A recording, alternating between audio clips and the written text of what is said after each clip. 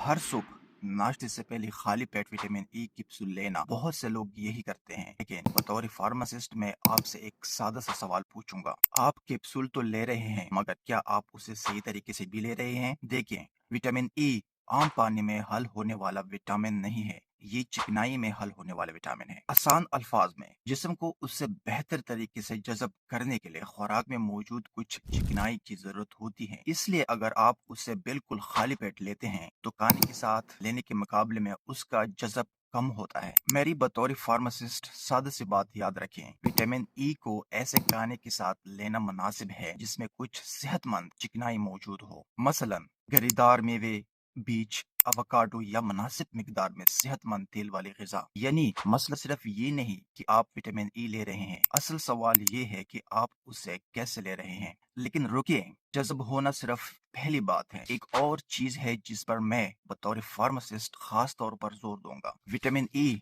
चूंकि चिकनाई में हल होने वाला विटामिन है, इसलिए जिस्म उसे कुछ हद तक जखीरा करता है। इसलिए ये सोचना कि ज्यादा विटामिन ई लोगों को ज्यादा फायदा देगा, दुरुस्त नहीं। खास तौर पर अगर कोई शख्स ज्यादा मिकदार में इसे तवील अरसे तक इस्तेमाल करे तो मसला पैदा हो सकता है। और अगर आप खून पतला करने वाली अद्वियात इस्तेमाल करते हैं तो विटामिन ई की ज्यादा मिकदार खून बहने के खतरे को बढ़ा सकती है। इसलिए एक बात याद रखें, विटामिन ई में ज्यादा मिकदार का मतलब हमेशा ज्यादा फायदा नहीं होता। तो फिर क्या करें? विटामिन ई को बिल्कुल खाली पेट लेने के बजाय खाने के साथ लेना ज्यादा मुनासिब है। मिकदार भी मुनासिब रखें और खुद से ज्यादा मिकदार तवील अरसे तक इस्तेमाल ना करें। और अगर आप खून पतला करने वाली दवा इस्तेमाल करते हैं तो विटामिन ई की इजाफी खुराक शुरू करने से पहले अपने डॉक्टर या फार्मासिस्ट से जरूर मशवरा करें। तो जब अगली बार विटामिन ई कैप्सूल हाथ में लें, सिर्फ ये ना सोचें कि मैंने विटामिन ले लिया। खुद से एक सवाल करें, क्या मैं इसे सही तरीके से ले रहा हूँ? क्योंकि ये इम्पोर्टेंट नहीं है